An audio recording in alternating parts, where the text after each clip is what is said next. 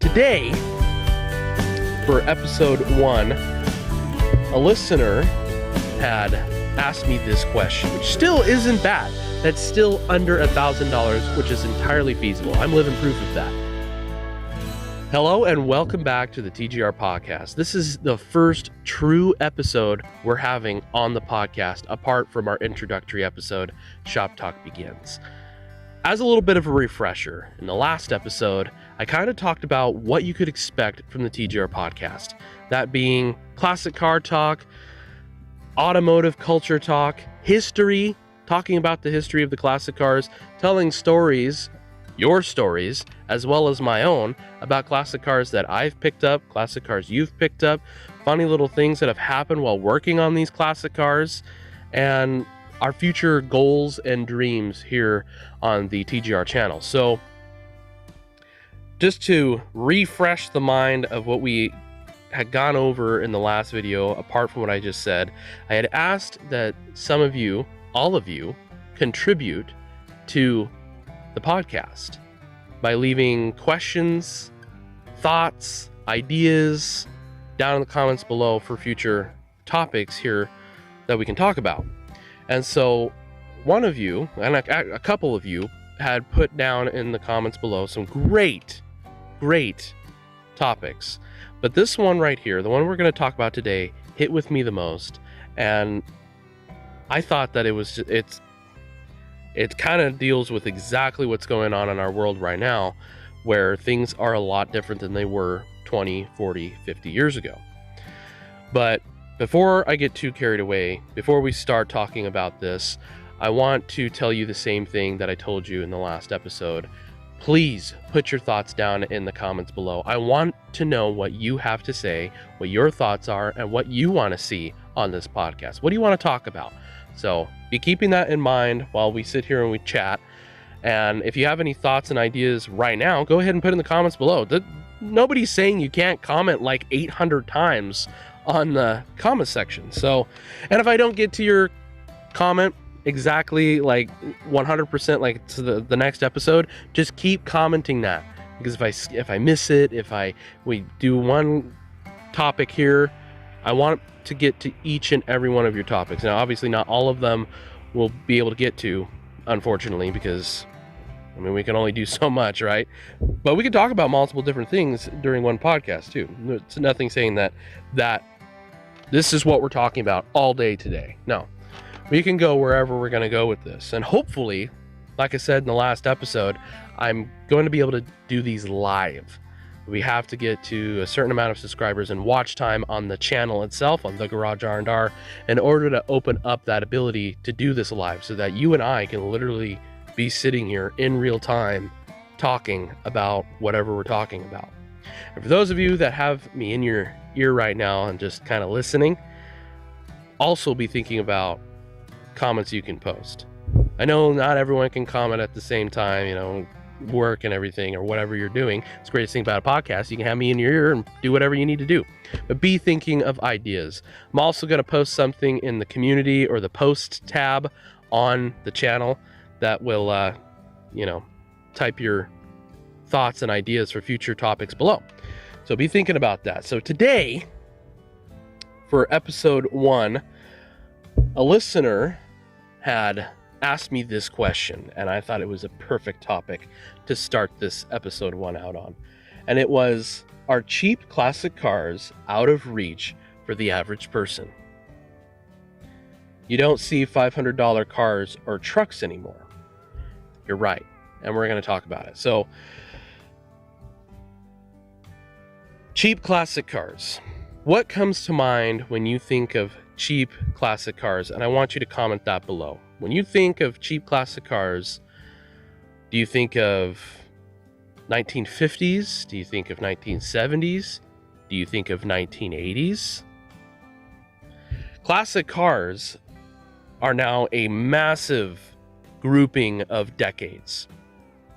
20 or 40 years ago, 50 years ago even, classic cars were a much smaller group of vehicles, because a lot of the classic cars that we consider classic today were just used cars, daily drivers, nothing to write home about. But now they're a little bit more sought after. Here's a for instance. A 1987 Jeep Cherokee is 36 years old, about 36 years old. That is now considered a classic car. For someone like myself, I don't consider it a classic car because, I mean, it was my first, one of those, a 96 four-door Cherokee was my first car. And I never thought of it as being a classic car until I saw a few at car shows, classic car shows. And I was like, no, there's no way that those are considered classic cars. Well, anything older than 25 years old is considered a classic vehicle across our nation here in the US. Now, when you get into vintage and antique, that's completely different amounting of years. Like, so a Model A made in 1925 is now 100 years old. Therefore, it is an antique. If it's not quite 100 years old, but it's way older than at least 30, we can kind of get into that vintage classic car realm instead of just, classic car or antique classic car. So it's really interesting to see that, because now a 2006, any car from 2006 is now 20 years old next year. Can you believe that? They're already old cars.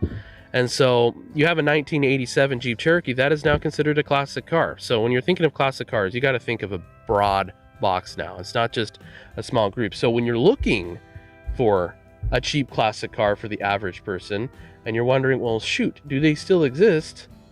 They do still exist, but it's probably not what you're thinking. So here's your key concepts. A $500 to $1,000 car still exists, kind of, but mostly as shells, rollers, parts cars, or major projects. Now, each one of those, a roller, I mean, that's no engine, no transmission. It's just a roller. It's got a bed, it's got a cab, it's got a body on chassis, whatever you want to do, but it's got wheels and is able to roll, right? Shells, it's got no interior, no engine, no transmission, no axles. You'd be lucky if you have a frame. Then you just have frames, which is nothing. Maybe you get some axles and some wheels, but it's just a frame, no body. And then you have the projects. Now that could be a big list. A project car is all up to interpretation by the seller. And so, like, I've got a 1996 Dodge Dakota. It's technically, or 98 Dodge Dakota, it's technically a classic car now. But when I had bought it, I just needed something for college, running back and forth. I had to have something to move my toolbox from the garage to the college when I was doing diesel tech. And so I went out, scoured through, found this little pickup, and they wanted not a super cheap price, but it was well enough, right? But they had said it was a project car. It ain't a daily driver. Oh, no, it's a project car. You're going to have to, it's far from being a daily driver. I replaced the water pump and tightened down the valve cover gaskets, or the valve covers, because they were a little loose and it was leaking oil a little bit. I just put new tires on it just a few days ago, and it's still a good runner. It's one of my favorite rigs to drive. It's got great four-wheel drive. It's the short box single cab. It's not even the extended cab. It's just a short box single cab, 5-speed manual with four-wheel drive. It's a great little truck. It's not even the short box. It's the longest box you can get, and it's got a 5.7 liter Magnum. Not the 5.9, but it's got 5.2 liter Magnum, but it's got the big old barrel intake on it. So it's looking pretty good. I like the truck. Anyway, that is now considered a classic car, and they had called it a project car. But in reality, all it needed was a little bit of TLC that you would normally have to do on any car that you're driving. So that's why I said it's all up to the seller's thought process and interpretation on project car. Now, there are some cars out there that are definitely project cars. Like if you've got a a 1928 Buick, right? That's, it's got all these parts. It's mostly together, but some assembly is required. That is definitely a project car. And those right there, you can pick up for pretty cheap, that $500 to $1,000 range. But you can't just be thinking of the base price when you're going out and buying these classic cars. And we'll get to that here in a second, because I want to talk about what you're buying when you're getting a $500 car. So $500 driver, like hop in and drive and do whatever the heck you want to do, are rare, because most of these $500 cars are rough, missing parts, and the biggest thing is they have no title. You could come across a driver, $500, runs, drives, haul it away, but I have no title, or I've lost the title. But here's the thing, if they've lost the title and it was in their name, they can get a title for it. Then it's simple and easy, just about filing paperwork, and then you're done, you get your title. Now, if it doesn't have a title, you can file for a lost title, and you get some interim piece of paper that says that you own it, kind of, but there's a 3-year period in which it can be contested at any point. If it's not contested after that 3-year period, you get your title, and that car is 100% yours. Nobody can contest it, nobody can do anything. And so that's where that lost title comes from. And that is because down in California, it is, especially with Volkswagens, they are notoriously stolen, and then they have no title. They swap the VIN plates, whatever. So they always have that 3-year period where if they put it out on a registry, and if it comes up stolen or missing or whatever, then it can be contested. Or maybe at that point, people just don't care, and they're like, well, if you've bought it, it's probably been bought and sold so many times, and you're just the first person to put it in your name. That's those kind of situations. But a lot of times, like if you're going and looking rural, which is something we'll get to a little bit later on, you're definitely going to have more of a chance of not finding a car with a title, because a lot of these old farm rigs back in the 1950s, 40s, and 50s, they weren't purchased with a title because they were going to be used on the farm. It's like a 1947 Willys Jeep, farm Jeep. They released them like that. They released as a tractor. They didn't have headlights. They didn't have taillights. They had a window, but they were released basically as a 4-wheeled tractor that resembled a Jeep. And then people would put headlights in them, taillights on them, and then drive them down to the grocery store, that kind of stuff. But you're not going to have titles with those, because most tractors, like a 1948 John Deere, isn't going to have a title. It's just going to be, you buy it and there you go. So on top of that, you need to be thinking more, instead of thinking $500 classic car for the average guy, right? It's more like $1,000 to $500, or $5,000 is more of a realistic price for a project that you can drive or restore. And the reason behind that is media and TV. Television has made these classic cars a lot more expensive because people now understand what they have. Like I said, back then, they were just used cars. They didn't have any meaning or anything like that. But also because certain cars became icons. So, the Dukes of Hazzard. 1968 Dodge Charger. Those are expensive now because everybody wants a Dodge Charger because of Dukes of Hazzard. Or how about, can't remember his name. His last name's Toretto, from the drifting movie. Oh, dang it. Can't remember what it's called. But anyway, that movie there, Dodge Charger, now that it has a television, Fast and Furious. There it came. It took me a second. Fast and the Furious. Don Toretto's car. I think that's his first name. You know, it's all about family, right? But that, that Dodge, that's another reason why that particular car is more expensive than it would have been 70 years ago, or if you wanted to play that game. And so that's increased the price of certain cars. Volkswagens, highly sought after. what helped that get its rise to fame was Herbie, you know, another one of those, a Hollywood car. Another car is the car from the Christine car, that spooky movie where the car basically goes on a vendetta, right? That car right there, highly sought after because of its nostalgia, its TV movie media presence. And on top of that, YouTube channels that are going out and restoring classic cars, getting them running, doing will it runs on cars. You got channels like Vice Grip Garage, Restored, Cletus McFarland.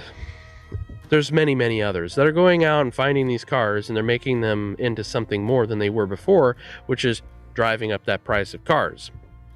You have television shows like Gas Monkey Garage that's going out and they're going and doing these cars, doing a big wow finish on them. That's increasing the price of these classic cars. You've got Roadkill, you've got Dirt Every Day, which is going out there and doing exactly what I'm talking about, and it's increasing the price of these cars.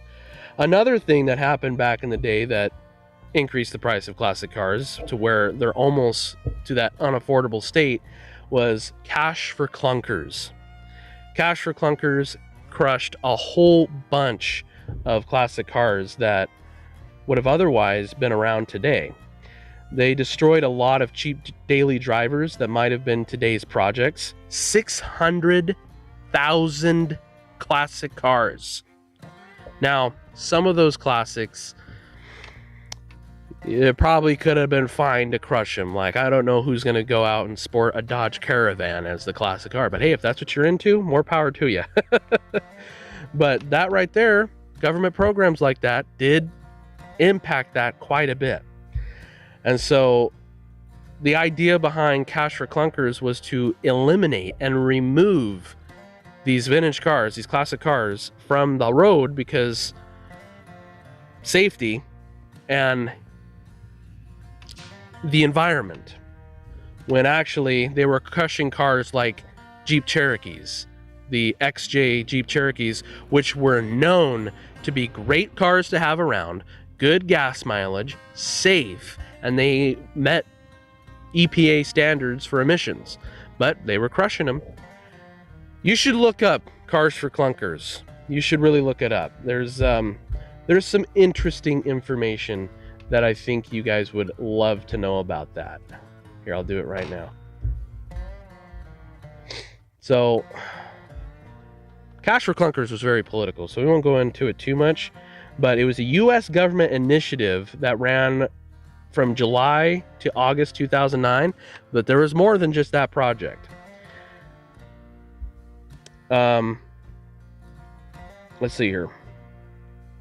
If I could see where my cursor is. Hang on.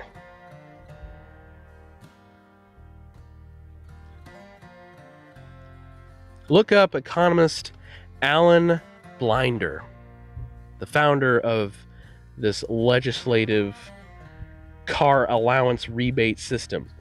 Now, like I said, a lot of the cars that they were scrapping weren't anything to write home about, but some of them were. And this was only one example of a government car allowance rebate system, because there's been others throughout history under different names and everything like that. So I do think you guys should go and check that out. Now, its eligibility criteria was vehicles must be less than 25 years old, but in 2009, a car that was 25 years old was like this little 1987 Jeep Cherokee that I've got laying around that we'll be doing videos on here soon. And now it's considered a classic car, a nostalgic period of time, a survivor from the 80s. It's got everything. It's all original, right? And it's just something that you wouldn't normally see. But imagine what else they had gotten rid of. They crushed cars like the 1987 Alfa Romeo and Plymouth Voyagers, Mitsubishi trucks, Jeep Comanche pickup trucks, which, if you know what a Jeep Comanche pickup truck looks like, they're actually pretty darn neat little cars that work great as classic cars today, which was would be a perfect introduction for people who aren't into classic cars yet. It's a perfect introductory car. And so, but I mean, a lot of the cars that they were scrapping were like Dodge Caravans, so there is that too. I think those were a mistake.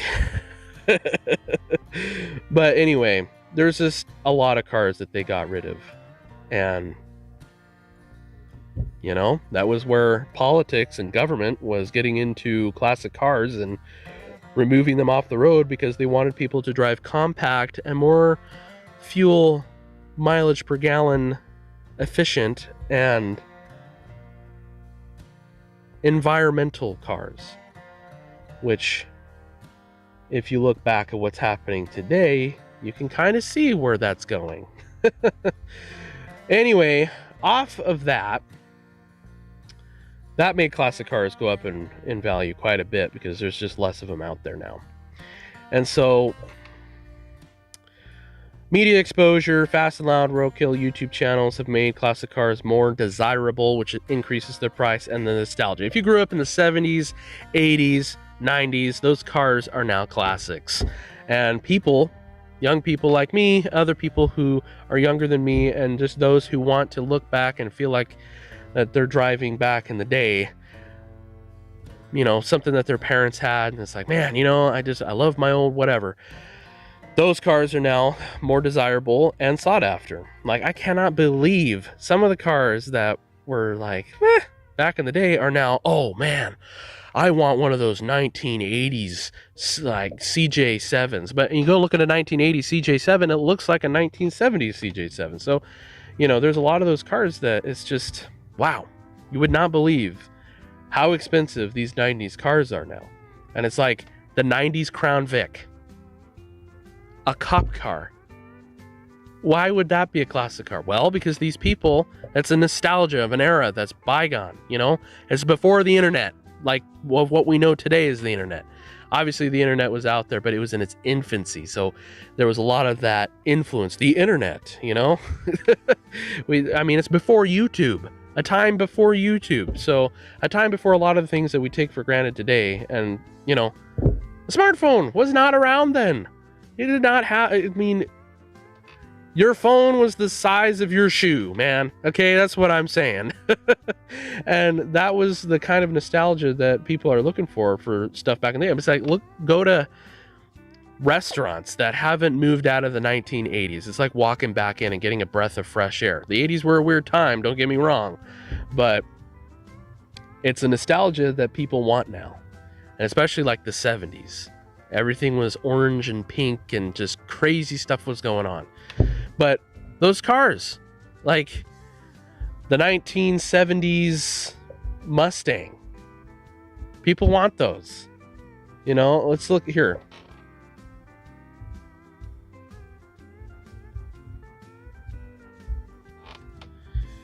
Okay, 1970s cars. 1970s Cadillacs are now considered classic cars. And then, you know, they've got great body lines. They're those boxy frames. It's before we went round. You know what I mean? Before we went round. All these round cars. Not like the 50s round, but I mean like, or what were they doing? What were they thinking when they were thinking classic cars? But it's like, let's look up 90s cars. So 1990s cars. Porsche 911 turbos. Well, obviously, they hadn't changed their body style much because... Oh, Ford Fox body. That's now pretty sought after. And, I mean, look at Miatas. Miatas are another one that are really sought after. And... let's see here.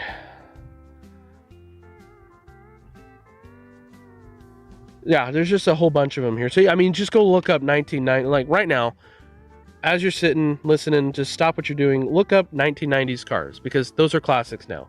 They're over 25 years old. They're old now. Yes, you're old. The society is young. But these were some of the cars that they were scrapping in those Cars for, or Cash for Clunkers programs. And so like a 1990s Volkswagen Vanagon. That's now a sought after rig. Why? Because it's that era. So now with that in mind, you could find a $500 farm truck or car sitting behind someone's barn without too much trouble. $500 might have gotten something ugly, something you might not have wanted, but it was definitely something that you could have brought back to life. But now they're just a lot more sought after. And so there are some cars today, to answer the question, are cheap classic cars out of reach for the average person? No, you just have to know where to look. So these are real listings that I found that are live right now in the USA and Canada. So right now, there is a 1950s Chevy pickup for $500 in Nebraska. Here's the thing though. It's definitely a project car. It's a shell, missing the bed and engine. It's got the cab and the frame and wheels and axles, but you got to source everything else. That one right there is probably, I mean, that's definitely a project. I mean, that's going to be more than $500 by the time you're done with it. In Ontario, 1965 Ford Galaxy, $800. It's rough, but it's all together. Everything's there. It's going to need a new paint job. Its interior is going to need some love. But that right there, that's an example of a Canadian entry-level classic car that you can find. And so that's $800 US. I don't know what that's going to transfer over for Canada. But 1970 Dodge D100, $1,000 in Alabama. Rolling chassis, has everything, but it needs an engine. 1968 Volkswagen Beetle, British Columbia, $600 US. No engine, but everything else is there and was stored in a barn. But here's the thing. Just because a Volkswagen doesn't have an engine doesn't mean you won't be able to find it quickly. And that's where we come into the next talking segment. So when you're going out and you're finding these $500 project cars that need work, that need this, that need that, you need to be careful about what you're buying. Because say you found a 1953 Plymouth Deluxe. It's mostly there. It needs some help, needs some put back together. It looks great. It just speaks 50s. And it's like, oh man, it's cheap too, $500. You can just go down there and grab that, right? Well, it's 150 miles away. So you got to factor in more than just the price of the car. You got to factor in your travel. That's going to take some gas or diesel, depending on what you're driving, how bad of gas mileage your go-getter car gets, and then you're going to be hauling a loaded trailer back. And maybe you got to stay overnight. So you've got overnight fees, you've got snacks and food and stuff like that you got to factor into that adventure. And so say you bought the car, you got it back home, and now you're sitting there and you're scrolling on the internet looking for parts. Well, it turns out that parts for a 1950s Plymouth Deluxe aren't as readily available as maybe a 1964 Chevy C10. So you got to be careful about what you're buying. Is what you're buying something that's still, I wouldn't say popular today, but still readily available? Are they still making parts for it? Or is it going to be like finding parts for a 1948 International K8? Yeah, there's parts out there, but you're going to have to do some jerry-rigging to get that absolutely perfect or where you need it. Or you're going to have to fix the parts you've got, which I always recommend trying to do that first before you go out and buy something you really don't need. And so you've got to be careful what you're buying. So going out and buying a 1968 VW Beetle for $600 that has no engine, that's probably an okie dokie thing to do, because you're going to be able to find another Volkswagen engine for pretty darn cheap that runs probably the same day and pick it up, which then increases the price from, say, $600 to $700 or $800, which still isn't bad. That's still under $1,000, which is entirely feasible. I'm living proof of that. I am an average guy. I'm just doing a YouTube and showing you my adventures. But I am an average guy who's gone out and found the $500 project that is somewhat drivable, even under $500. Like I've got a 1964 sand rail. I'm looking over at it right now. It's one of the first true sand buggies made, and it's got low miles. What had happened was the Volkswagen that it was built out of had an accident shortly after its purchase, brand new, and so it was turned into a buggy, because why the heck not? But I was able to pick that up by word of mouth from a farm for under $200. So, but there was a few caveats. So a few caveats were, it had been sitting for who knows how long, but I had to take a scrap buggy along with it. It was a package deal, and you'll come across a lot of that. Yeah, you don't want that other car. You're going to have to deal with the hassle of getting rid of that other one, but you've got the main one. And sometimes if you get lucky, that other car is just a bona fide parts car that you can use for the car you are actually buying.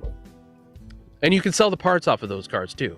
There's always a market for parts, whether people are hanging it on their wall, making it look cool in their shop, something to, I don't know, people make tables out of engine blocks, if you can believe that. So there's always a market for something out there. You just got to do your research before you go out and buy this car. But anyway, for classic cars under $1,000, are they still out there? Yes. That 1964 Chevrolet C10 that I've been working on here on the channel for quite a while now was one of those under $1,000 classic car finds that just needed some work to get it back on the road again. And that was stuff like a fuel tank, fuel pump, and that's all I've done to it so far. We've got some work coming up here soon that we're going to be doing to it to make it run better, but it runs pretty decent as it is. And it sat for 23 years in a backyard. It was not on Facebook Marketplace. It was not on Craigslist. It wasn't on anything on the internet.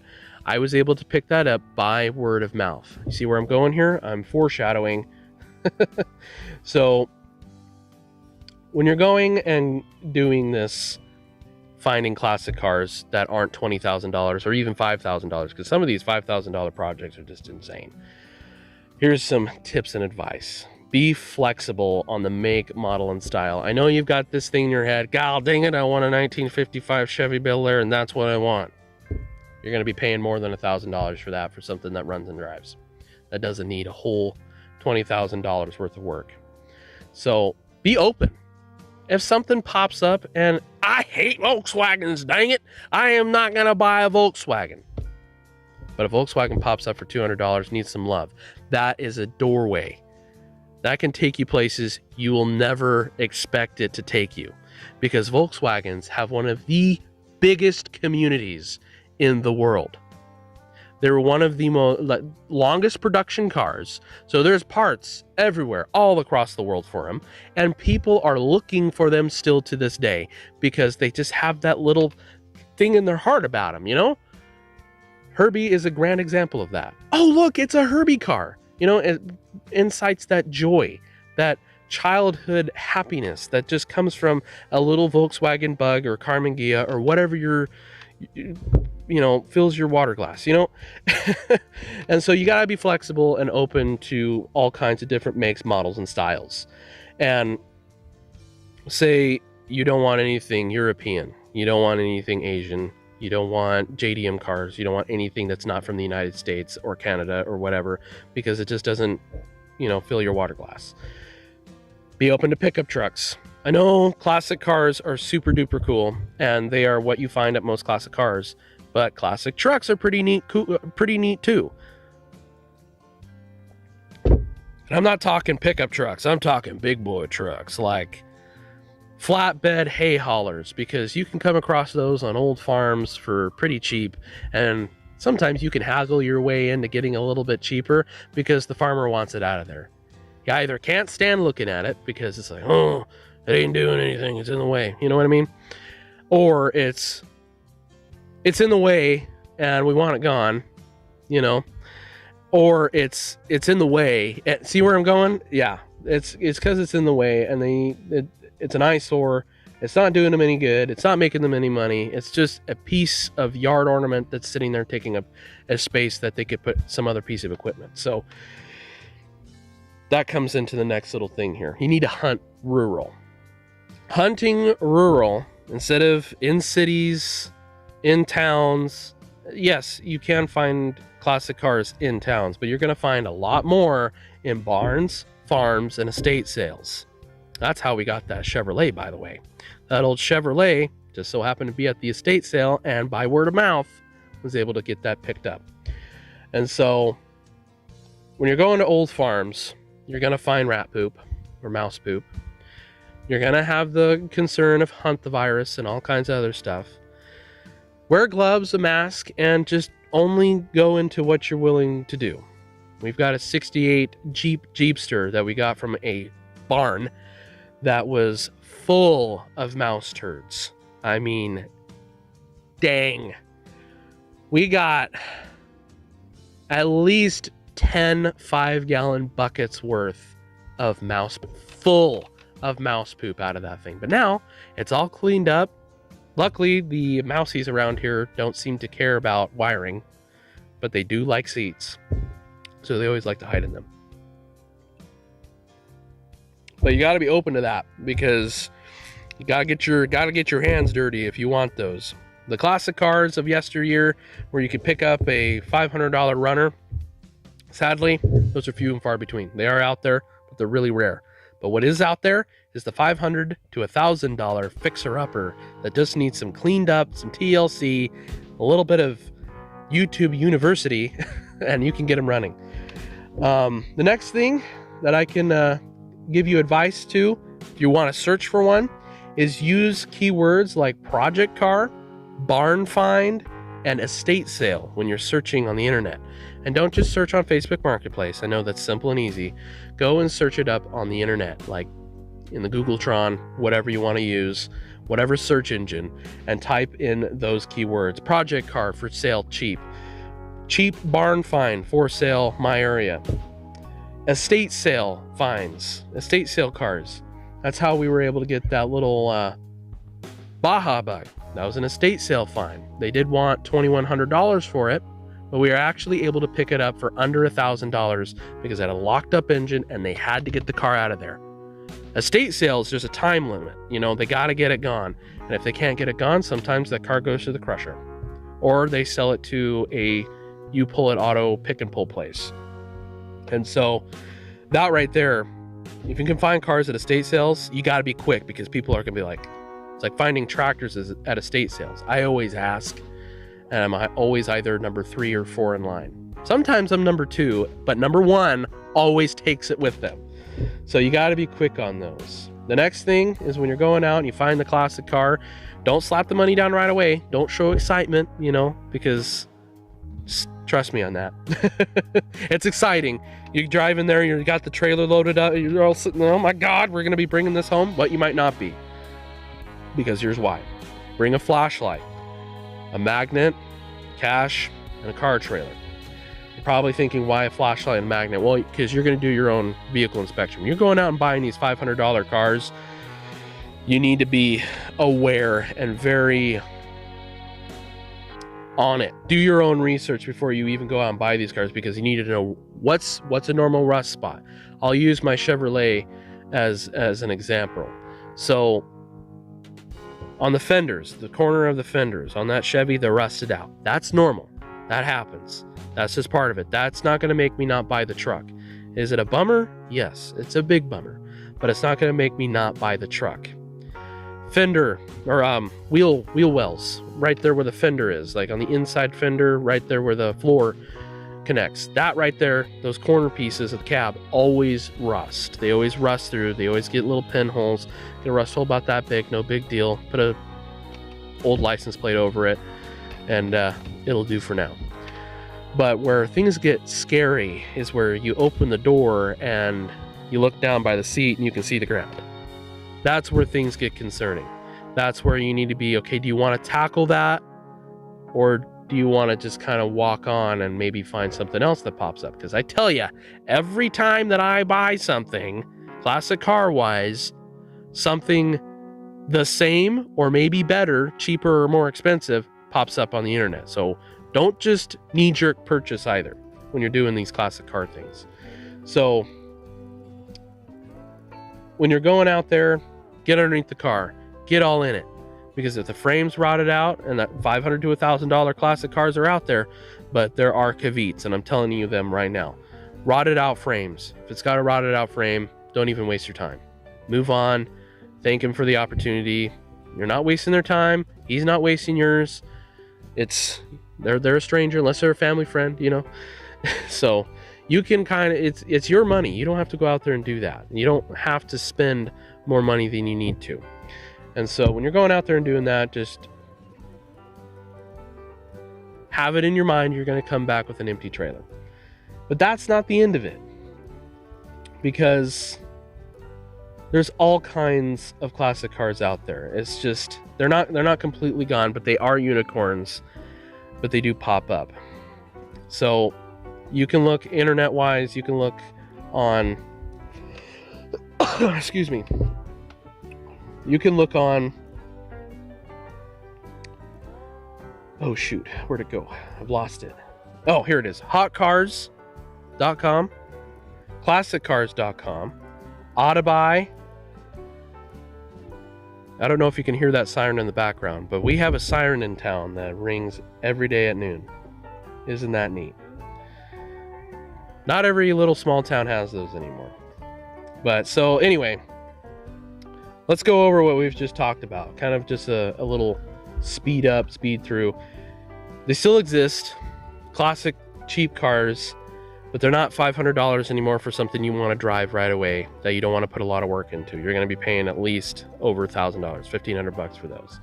Now, if you do want to buy something that's $500 to $1,000, you're going to have to suffer the consequences of what that is. And it's not bad. It's not terrible. Like, no title, no engine, those are normal. But rusted out, they don't know what they have, or they just don't have the time to fix it. They want it gone, or they've taken it apart and you need to assemble it. So they still exist. I'm living proof that they still exist. So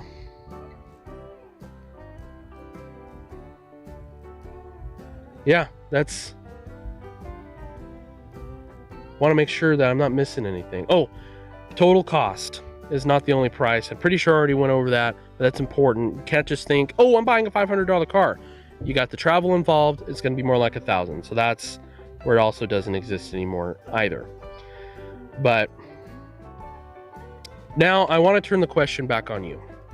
What is the cheapest car that you have ever picked up throughout your entire life? What's the cheapest car have you ever picked up? Did you score something for $500? $1,000? I'd love to hear your stories. Send them in, put them in the comments below, and I'll share it in the next podcast episode. So to wrap up, classics are they out of reach? No, not completely. They're not extinct. You just have to know where to look, and you have to keep your eyes open for what you're looking at getting. The real sweet spot is you got to be looking at the $1,000 to $500 range. That is considered a cheap classic car these days, or $5,000 range, not $500. $1,000 to $5,000 range. That's where you could find something pretty solid without breaking the bank too much. My opinion, $5,000 is a lot for a cheap classic car. I would say if I'm paying $5,000 for it, it better run and drive. You know, maybe it needs some new interior, but it better fire up and run. You know, not something that has a seized engine or no engine at all. And I was just looking on Marketplace this morning. I was appalled. It's like, geez, you guys want a lot of money for nothing. At the end of the day, though, it's not about the money. It can't ever be about the money. It's about the culture. It's about the pride. It's about the love of bringing old iron back to life. That's what we're out here doing. It's a hard world these days, but it can't be about the money. It's about the passion. It's about sharing these classic cars with future generations, making sure that they're still there to appreciate, but also we as restorers and revivalists, and those of us who are just getting into it. If you're just getting into classic cars now and you've never touched a classic car in your life, but you'd love to get into it, get into it. Get into it, because it is definitely something that I'm not going to say would be too late to get into, but it's going to be getting harder and harder and harder, especially as these classic cars hit their 100-year age. When they hit 100 years old, it seems to be the price is just, oh, they're an antique now, so we can charge an exorbitant amount of money for them. So if you're just getting into classic cars and you're scared to get into classic cars because it's like, oh dang, I don't have the space or the money, so long as you have somewhere where you can park it, you've got YouTube on your phone, or you have a little bit of side knowledge from your granddad or something, get into it. Do it. Make mistakes. Making mistakes is the best way to learn. And so that's what I have to say on that. So in closing, to wrap this up, are cheap classics out of reach? No. You just gotta be patient. Patience is the biggest thing that I can give you. If you're patient and you're not gonna go a knee-jerk buy because I finally found something that's $500, that might not be it for you. I can't tell you how many times it's like, man, I'd love to be able to pick that up, but just something about it isn't quite jiving. You got to give it to God. God will direct you in the direction that he wants you to go in. And it's like that Chevrolet. Honestly, I didn't think that we were going to be able to pick it up. So I prayed about it. I gave it to God. And before I knew it, there I was. I was going to go and help just get the truck unloaded. I figured it wouldn't be months before I ever even laid my hands on it, because it was kind of up in the air, wishy-washy. I don't know. We'll see what happens. But then I pulled in there and the guy was like, "Where's your trailer?" And I was like, "At home."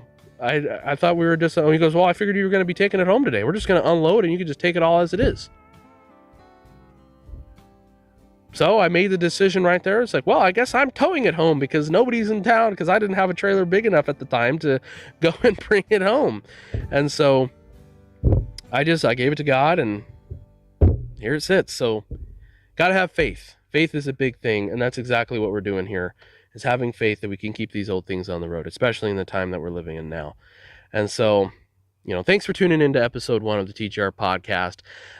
I hope that you got something from this. I hope I was able to answer that question the best of my ability. I did have a cheat sheet over here. So if I did reread a few things, those are the things that I thought was the most important. Like, they're still out there. You just got to know where to look. And so put your thoughts and ideas in the comments below. Maybe you've got an idea for a future topic that you want covered on the channel. Put it down in the comments. Let's make a little conversation about it, because this is all about, we're all sitting at the same table here. I may be on this side of the screen and you're sitting on your couch in a much comfier chair. Or maybe you're out working and you're out turning some wrenches or hauling some hay, or you're in the cubicle and you're bored out of your mind waiting for the weekend. Wherever you may be, we're all at the same table here at the garage. And I want to thank you so much for stopping by today for our first episode of the TGR podcast. I look forward to you coming back next week. Yeah, next Wednesday. Hopefully I get this posted today. By the way, I'm doing this right now. So if you're watching this on Wednesday, I edited and posted it. So this is like the closest I can get to you and I talking in live right now. And if you think that there's people that need to be part of this, you got friends and family that you want part of this, share the video with them. Everybody's welcome here. Everybody's welcome. No matter who you are, where you come from, what language you speak. I'm sorry, I only speak English. You're welcome here. Everybody's welcome here at the garage. And so let's grow our table, grow the conversation. You never know where it might take us here.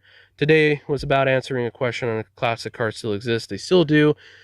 Just got to know where to look. And I will see you all right back here at the garage in the next video, either on Friday or next Wednesday. Put your topic ideas in the comments below. I want to know what you guys have to say. So anyway, I'll see y'all next time.